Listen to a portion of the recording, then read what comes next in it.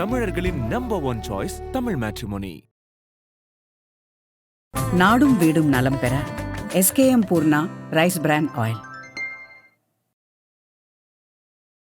சமீபத்தில் வள்ளியூர் போயிட்டு வந்துட்டீங்க. அங்கே அந்த முருகப்பெருமானை தரிசித்த அனுபவம் எப்படி இருந்தது? வள்ளிமலையில் வந்து வள்ளியம்மா இருக்காங்க, முருகப்பெருமானை அப்படி பார்த்தேன். எல்லா சம்பவங்களும் சொல்கிறேன்ல, இதுக்கு எல்லாமே தொடக்கம் எப்படின்னு பார்த்தா வள்ளியூர் தான். ஒரு சில இடங்களில் மட்டும்தான் சிவன் வேறு முருகர் வேறு இல்லை, ரெண்டு பேருமே ஒன்று தான் அப்படின்னு சொல்கிற சக்தி வந்து அதிகமாக இருக்குது. அது குறிப்பாக வள்ளியூரில் இருக்குங்க. வள்ளியூரில் ஜெயந்திநாதரா அங்கே பரதேசி சுவாமிகள் ஒருத்தர் இருந்திருக்காரு. அவர் எப்படி இருந்திருக்காருன்னா கோயில் வாசலே உட்காந்துருப்பாராம். அவர் பண்ண அதிசயங்களில் ஒரு சில அதிசயங்களை மட்டும் அங்கே இருக்கிறவங்க பதிவு பண்ணாங்க. அது நானும் இந்த நேர்காணல் மூலமாக பதிவு செய்கிறேன். இப்போ திருவண்ணாமலை எப்படி வந்து இன்னைக்கு கிரிவலம் லட்சம் மக்கள் போகிறாங்களோ, இனி வரும் காலங்களில் வள்ளியூர்லேயும் கடுகாசலமூர்த்தி கோயிலையும் பெரிய அளவு கிரிவலம் வருவாங்க. அருணகிரிநாதர் இருக்கிற இடத்துல முருகர் இருப்பார், முருகர் இருக்கிற இடத்துல அருணகிரிநாதர் இருப்பார். இது வந்து உண்மையிலே முருகர் தத்துவத்தில் ஒரு பெரிய உண்மைங்கம்மா. எந்த அளவுக்கு முருகப்பெருமான் வந்து அருணகிரிநாதருக்கு பாக்கியம் கொடுத்தாருன்னா 4 வரி தான். ஆனால் அந்த 4 வரி உங்களோட மொத்த வாழ்க்கையை மாற்றக்கூடிய அளவுக்கு சக்தி உடையது. இன்னொரு பெரிய விஷயம், கர்ம ஆராய்ச்சியில் வந்து நான் பல கேள்விகளுக்கும் விடை தெரியாமல் இருக்கிறப்பெல்லாம் யார் மூலியமாவது ஒரு முருக பக்தர்னா அதுக்கு பதில் கிடைக்குங்கம்மா. ஒவ்வொரு நேர்காணலும் நம்ம கர்ம ஆராய்ச்சி சம்மந்தமாக சொல்லுவோம்ல, அதில் இதில் நான் ஒரு விஷயத்த சொல்கிறேன். IBC பக்திநேயர்கள் அனைவருக்கும் அன்பு வணக்கம். இன்னைக்கு நம்ம கூட முருகப்பெருமானுடைய அதிசயங்கள், அற்புதங்கள் சார்ந்த பல தகவல்களை பகிர்ந்து கொள்வதற்காக முருகன் அருட்செல்வர் JMSK கோபி சார் நம்ம கூட இணைந்திருக்கிறார்கள். சார் வணக்கம். வணக்கம். எல்லா புகழும் முருகனுக்கே. சார், பொதுவாகவே வந்து நாங்கள் நிறைய நேரங்களில் வள்ளியூர் பற்றி கேள்விப்பட்டிருக்கோம். ஆனால் நீங்கள் வந்து வள்ளியூர் போகணும்னு சொல்லி சொன்னதுக்கப்புறம் தான் வள்ளியூரில் என்ன முருகப்பெருமான் இருக்கார் அப்படின்னு சொல்லி தேடும் பொழுது வள்ளி ஊர் அப்படின்னு சொல்லி அந்த பெயர்லேயே வள்ளியை தாங்கி இருக்கிறார் அப்படிங்கிற பல விஷயங்கள் எங்களுக்கு தெரிஞ்சிச்சு. சமீபத்தில் வள்ளியூர் போயிட்டு வந்துட்டீங்க. அங்கே அந்த முருகப்பெருமானை தரிசித்த அனுபவம் எப்படி இருந்துச்சு? ரொம்ப மகிழ்ச்சியான ஒரு தருணங்கம்மா. நான் வந்து முருக பக்தர்களை சந்திக்கணும், முருகர் சொந்தங்களை சந்திக்கணும் திருநெல்வேலியில் அப்படின்னு சொல்லி ஒரு 3 கோவில் வந்து எழுதி போட்டேன். அதில் கிடச்ச ஊர் வந்து வள்ளியூர் தான். வள்ளியூர் கோயிலில் தான் சந்திக்கணும் உத்தரவு கிடச்சிது. வள்ளிமலை அப்படின்னா நம்ம வேலூரில் கேள்விப்பட்டிருப்போம். வள்ளிமலையில் வந்து வள்ளியம்மா இருக்காங்க, முருகப்பெருமானை அப்படி பார்த்தேன். எல்லா சம்பவங்களும் சொல்கிறேன்ல, இதுக்கெல்லாம் ஆரம்பம், இதுக்கு எல்லாமே தொடக்கம் எப்படின்னு பார்த்தா வள்ளியூர் தான். இப்போ நம்ம புராண கதைப்படி அமிர்தவள்ளி சுந்தரவள்ளி 2 பேர் அக்கா தாங்க. இந்த 2 பேருமே முருகப்பெருமானை நினச்சி தவம் இருந்தாங்க. கலியுகத்தில் முருகப்பெருமானை இவங்களை ஆட்கொண்டார். தெய்வானை வந்து இந்திரன் மகளாக இருக்கும்போது அவர் திருமணம் பண்ணிக்கிட்டார். வள்ளி வந்து கலியுகத்தில் மானிட பிறவியை பிறந்து திருமணம் பண்ணிட்டாங்க அப்படின்னு கேள்விப்பட்டிருக்கலாமா. இதோட மொத்த ஹிஸ்ட்ரிக்கும் முழு முதற் சோடினா வள்ளியூர் தான். வள்ளியூரில் தான் அமிர்தவள்ளி சுந்தரவள்ளி பிறந்தாங்க, அங்கே தான் வளர்ந்தாங்க. அதுக்கப்புறம் தான் வள்ளிமலை வந்ததாக இருக்கட்டும், இலங்கை போனதாக இருக்கட்டும், எல்லா விஷயமும் நடக்குது. இதுக்கு பெரிய சான்று எங்கே இருக்குன்னு பார்த்தீங்கன்னா, அமிர்தவள்ளி சுந்தரவள்ளி தந்தை வந்து நம்பியாழ்வார் அப்படின்னு சொல்லப்படுது. அந்த நம்பியாழ்வாருக்கு அங்கே கோயில் இருக்குது. அந்த கோயில் மட்டும் என்னால் போக முடியல, எவ்வளோ முயற்சி பண்ணியும் போக முடியல. கண்டிப்பாக அடுத்த பயணத்தில் வந்து நான் பதிவு செய்கிறேன். இன்னொன்று, இந்த முருகர் ஆராய்ச்சியில் வந்து ஒரு சில இடங்களில் மட்டும்தான் சிவன் வேறு முருகர் வேறு இல்லை, ரெண்டு பேருமே ஒன்று தான் அப்படின்னு சொல்கிற சக்தி வந்து அதிகமாக இருக்குது. அது குறிப்பாக வள்ளியூரில் இருக்குங்கம்மா. வள்ளியூரில் ஜெயந்திநாதரா சிவபெருமான் காட்சி கொடுக்குறாரு. நம்ம ஜெயந்திநாதர்னா நம்ம திருச்செந்தூர் தானே சொல்லுவோம். இங்கே இருக்கிற சிவபெருமான் ஜெயந்திநாதர். ஸோ நீங்கள் ஜெயந்தி அப்படின்ற பேர் வந்து ஆண் பேர் பெண் பேர் தாண்டி ஜெயந்திநாதர்னாலே அது சிவபெருமான் பேர் தான். அந்த சிவபெருமான் பேர் தான் முருகப்பெருமான் வந்துச்சு. நீங்கள் முருகர் சக்தி சிவன் சக்தி இந்த ரெண்டுத்தையும் கம்பேர் பண்ணிங்கன்னா, என்னிலும் உயர்ந்த முருகன் சொல்லி சிவபெருமான் வந்து கந்தபுராணத்தில் சொல்கிறார். கலியுகத்துக்கு ஒரு தெய்வம் படைக்கப்பட்ட சக்தினா அது முருகப்பெருமான் அப்படின்னு சொல்லி எல்லா சித்தர்களும் சரி, எல்லா பாடல்களும் நக்கீர திருமுருகாற்றுப்படை முருகன்ட்டு சொல்கிறாருங்கம்மா. ஸோ இங்கே சிவன் வேறு முருகர் வேலை இல்லை, குழப்பம் வேண்டாம். நிறைய பேர் சொல்லுவாங்க, நான் சிவபக்தராக இருந்தால் முருக பக்தராக மாறிட்டேன்னுவாங்க. முருக பக்தராக இருந்தால் திடீர்னு சிவபக்தரா, அப்படிலாம் கிடையவே கிடையாது. இறைவன் உங்களை எந்த ரூபத்தில் ஆட்கொள்ளுன்னு நினைக்கிறாரோ அந்த ரூபத்தில் நீங்கள் திடீர்னுட்டு வந்து நான் சிவபக்தர் இல்லாமல் முருக பக்தர் இல்லாமல் ஒரு விநாயகர் பக்தராக மாறினீங்கன்னா கூட, சண்டிகேஸ்வர பக்தராக மாறினீங்கன்னா கூட இறைவன் உங்களை ஆட்கொள்கிறது தான். சக்தி ஒன்று தான், உருவம் தான் பல விதமாக இருக்கும். ஸோ அந்த ஒரு பெரிய விஷயம் செயல்படுறது வந்து வள்ளியூர் இல்லைங்கம்மா. வள்ளியூரில் இன்னொரு பெரிய சிறப்புனா, நான் வந்து தெய்வ குழந்தைகள் யாசகம் வாங்கணும்னு சொல்லி முடிவு பண்ணது பழனியில். அந்த மாதிரி வள்ளியூரில் எந்த திட்டம் கிடையாது. வள்ளியூர் பயணத்துக்கு முன்னாடி எனக்கு தியானத்தில் உத்தரவு வருது அங்கே யாசகம் ஆகணும்னு சொல்லி. அங்கே போனதுக்கப்புறம் தான் தெரியுது, அங்கே பரதேசி சுவாமிகள் ஒருத்தர் இருந்திருக்காரு. அவர் எப்படி இருந்திருக்காருன்னா கோயில் வாசலே உட்காந்துருப்பாராம். அவர் பண்ண அதிசயங்களில் ஒரு சில அதிசயங்களை மட்டும் அங்கே இருக்கிறவங்க பதிவு பண்ணாங்க. அது நானும் இந்த நேர்காணல் மூலமாக பதிவு செய்கிறேன். அவர் வந்து உட்காந்துட்டு இருக்கும்போது அவரோட வேஷ்டியில் வந்து நெருப்பு பிடிச்சிருச்சு அப்படின்னு சொல்லி சொல்கிறாரு. ஆனால் ஒன்றுமே இல்லை.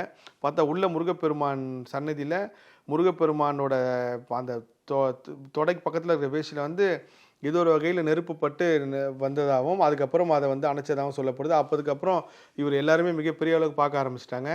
அவர் கோவில் திருப்பணிகளுக்கு வந்து யாசகம் வாங்கி தான் செஞ்சுருக்கார். இந்த கோயில் நம்மளுக்கு வெளியே தெரியுது முக்கியமான ஒரு காரணம் இடைக்காடர். அந்த இடைக்காடரோட சிலை வந்து அங்கே வச்சுருக்காங்க. நீங்கள் கேட்டீங்க என்கிட்ட ஒரு ஆதாரம், சப்த கன்னிகளுக்கு முருகர் என்ன சார் சம்மந்தன்ட்டு, அந்த ஆதாரம் வள்ளியூரில் இருக்குது.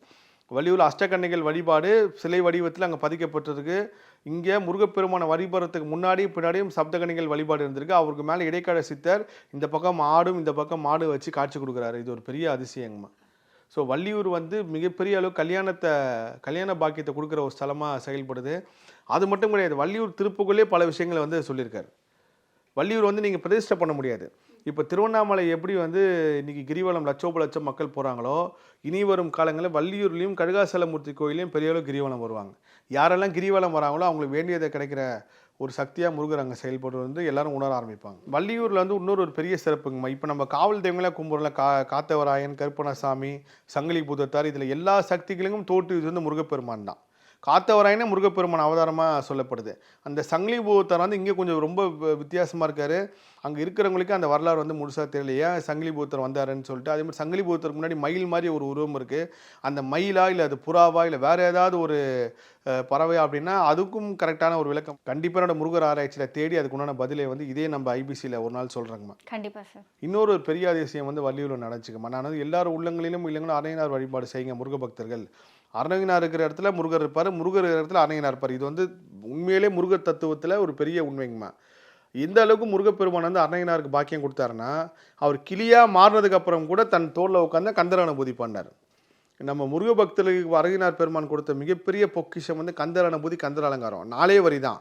ஆனால் அந்த 4 வரி உங்களோட மொத்த வாழ்க்கையை மாற்றக்கூடிய அளவுக்கு சக்தி உடையது. கந்தர் அனுபூதியில் இருக்கிற மந்திரமாக இருக்கட்டும், கந்தர் அலங்காரத்தில் இருக்கிற பாடல்களாக இருக்கட்டும், எல்லாமே அபரிவிதமான சக்தி உள்ள. அதில் முருகர் என்ன சொல்கிறாருன்னா, அரையனார் பெருமான் இருக்கிற எல்லா இடத்துலையும் முருகர் இருப்பார். முருகர் இருக்கிற எல்லா இடத்துலையும் அரையனார் பெருமான் இருந்தால் அரையனாரோட பிறப்பே. நீங்கள் அரையனார் வந்து தனியாக ஒரு மானிட பிரிவாலும் பார்க்கணும். அவர் உண்மையிலே ஒரு முருகரோட அவதாரம் தான். அப்போது அரையனார் சிலை வந்து என்கிட்ட ஒன்று கொடுத்தாங்கம்மா. அந்த அரையனார் சிலை வந்து கிட்டத்தட்ட 1 வருஷமாக என்கிட்ட இருக்குது. நான் எங்கே போனாலும் இந்த சிலையை எடுத்துருப்போம். யாருக்கு கொடுக்கணும் உத்தரவு வருதோ அவங்களுக்கு அந்த சிலையை கொடுத்துருவோம் அப்படின்னு சொல்லி நினச்சிட்டே இருப்பேன். ஒவ்வொரு வாட்டியும் ஒவ்வொரு பயணத்திலும் நான் எடுத்துகிட்டு போய் திரும்ப எடுத்துகிட்டு வந்திருக்கேன். ஆனால் வள்ளியூரில் நான் ஒரு அம்மாவை சந்திக்கிறேன். அவங்க வேல்மாறல், விளக்கு பூஜை, கந்தசஷ்டி கவசம் பாராயணம் பண்ணுறாங்க. கிட்டத்தட்ட செவ்வாய்க்கிழமை ஒரு 200 பேரை வச்சு பண்ணுறாங்க. எனக்கு அங்கே உத்தரவு வருது, அந்த அன்னையனார் சிலை உங்களுக்கு தான் கொடுக்கணும்னு சொல்லி அந்த அம்மாவை கூப்பிட்டு இந்த சிலை 1 வருஷமாக என்கிட்ட இருந்துச்சிங்கம்மா, பிடிங்க, இந்த முருகர் உங்களுக்கு தான் கொடுக்க சொல்லியிருக்காரு. நீங்கள் எப்போ பூஜை பண்ணாலும் இந்த நீங்கள் பூஜை பண்ண நிகழ்வு அடுத்த 100 வருஷம் தொடர்ந்து நடக்கும். அது வரைக்கும் இந்த அன்னையனார் உங்கள் கூட வந்து வழி நடத்துவாருன்னு சொல்லி அவங்ககிட்ட கொடுத்துட்டேன். அது வந்து ஒரு பெரிய பாக்கியம். வள்ளியூரில் என்னால் மறக்க முடியாத ஒரு விஷயம் வந்து இந்த செயலுக்காக தான் வள்ளியூர் நான் வந்திருக்கேன் போல இருக்குன்னு சொல்லி அந்த அன்னையனார் சிலை அவங்ககிட்ட கொடுத்துட்டு வந்தேன். உங்கள் மூலமாக முருகப்பெருமான் அதை நிகழ்த்தியிருக்காரு. அந்த அம்மாவுக்கு அவ்வளோ பெரிய சந்தோஷம். இன்னொரு ஒரு பெரிய விஷயம், கர்ம ஆராய்ச்சியில் வந்து நான் பல கேள்விகளுக்கு விடை தெரியாமல் இருக்கிறப்பெல்லாம் யார் மூலியமாவது ஒரு முருக பக்தர்னா அதுக்கு பதில் கிடைக்குங்கம்மா. ஒவ்வொரு நேர்காணலையும் நம்ம கர்ம ஆராய்ச்சி சம்மந்தமாக சொல்லுவோம்ல, இதில் நான் ஒரு விஷயத்த சொல்கிறேன். நீங்கள் எவ்வளோக்கெவ்வளோ நல்லவங்களோ கெட்டவங்களோ அதை தாண்டி தாய் தன்னை சாபத்தை மட்டும் வாங்கிடாதீங்கம்மா. ஒரு அம்மா நாங்கள் எத்தனையோ முருக பக்தரை சந்தித்தேன். அதில் ஒரு சில பேருக்குலாம் பிரச்சனையே கிடையாது. எந்த பிரச்சனையும் இல்லை. நான் அவங்க பிரச்சனை நினச்சிட்டு இருக்காங்க. அவங்களுக்கு நான் உன்னோட விஷயத்தை நான் சொல்கிறேன், அவங்களுக்கு உண்டான தீர்வை சொல்கிறேன், கேட்குறாங்க, போகிறாங்க. அதில் ஒரு 2-3 பேர் மட்டும் எனக்கு ரொம்ப பாதிப்பை ஏற்படுத்தினாங்க. அதில் ஒரு அம்மா வந்து நான் வந்து என் பையனை திட்டேன், நான் எப்படி சாகணும்னு சொன்னால் அதே மாதிரி தான் அவன் செத்தான். அது வந்து என்னால் ரொம்ப ஏற்றுக்கவே முடியலைனாங்க. இதை தாய் சாபம் வந்து வாங்கவே கூடாது, தந்தை சாபம் வாங்கவே கூடாது. ஒருவேளை அவங்க எவ்வளோ கெட்டவங்களாக இருக்கட்டும், இல்லை எவ்வளோ மோசமான இருக்கட்டும், உங்களை எவ்வளோக்கெவ்வளோ பாதிப்பு ஏற்படுத்தியிருந்தால் கூட நீங்கள் தாய் தந்தை சாபம் வாங்காமல் பொறுமையாக அமைதியாக போயிடுங்க. ஏன்னா நீங்கள் இப்போ பழிக்கக்கூடிய சாபங்கள் வந்து தாய் சாபம் வந்து பெரிய சாபங்கம்மா. அந்த அம்மா இப்போ நேற்று கூட என்கிட்ட பேசினாங்க. நான் சொன்னேன், அம்மா இப்போ தான் உங்கள் பையன் இறந்துருக்காரு, இப்போ நம்ம எதுவும் பேச வேண்டாம், அதை விட்டுருங்க, நான் கர்ம ஆராய்ச்சியில் பார்த்துட்டு உங்களுக்கு சொல்கிறேங்கம்மா, நீங்கள் இந்த விஷயத்தை மறந்துடுங்க, உங்களுக்கு இப்போ இருக்கிற ஒரே பொண்ணை பத்திரமா பார்த்துங்க அப்படின்னு. அந்த அம்மா வந்து சொன்னாங்க, நான் அவங்க எப்படி நீ சாவுன்னு சொன்னனோ என்னை அறியாமல் சொல்லிட்டேங்க, கடைசியில் அவனோட சாவு அதே மாதிரி தான் இருந்துச்சுன்னாங்க.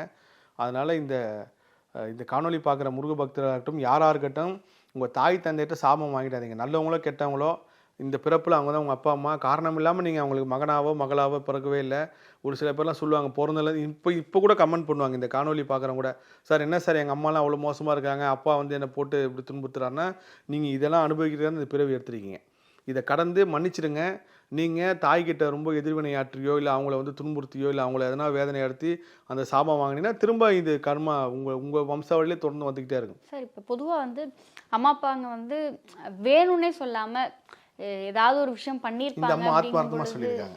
அப்போ அந்த ஆத்மார்த்தமாக சொல்கிறதுக்கும் சும்மா சொல்றதுக்கும் வித்தியாசம் இல்ல இருக்கு. அப்படி எப்படி இருந்தாலும் சொல்லுதானங்கம்மா. அப்ப விளையாட்டுக்கு கூட விளையாட்டுக்கு கூட ஒரு ஒரு அதே மாதிரி விளையாட்டுக்கு கூட தாய் வந்து உங்க பசங்களை வந்து திட்டிடாதீங்க, இப்படிலாம் நீ போவ இப்படிலாம் ஆயிடுன்னு சொன்னீங்கன்னா அது கண்டிப்பா பழிச்சிரும்.